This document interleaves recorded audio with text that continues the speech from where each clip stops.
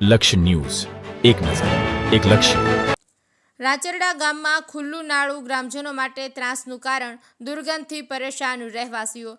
કલોલ તાલુકાના રાચરડા ગામમાં ગંદા પાણીના નિકાલ માટેનું ખુલ્લું નાળું હાલ ગ્રામજનો માટે મોટું ત્રાસ બની ગયું છે. ગ્રામ પંચાયતની પાછળ આવેલા આ નાળામાં પ્રદૂષિત પાણી ભરાઈ રહેતું આસપાસનું વાતાવરણ અત્યંત દૂષિત બની ગયું છે. આ નાળાથી થોડે આગળ લોખંડની જાળીથી ઢાંકેલું એક ગટર આવેલ છે, જેમાંથી સતત દુર્ગંધ ફેલાતી રહે છે. આ ગટરની સામે જ બે શાળાઓ તથા એક મંદિર આવેલું હોવાથી વિદ્યાર્થીઓ અને ભક્તો બંનેને શ્વાસ લેવામાં મુશ્કેલીનો સામનો કરવો પડી રહ્યો છે. સ્થાનિક લોકોએ જણાવ્યું છે કે નાળામાં સતત ગંદા પાણીના ભરાવાના કારણે મચ્છરજન્ય રોગચાળાનો ખતરો ઊભો થયો છે.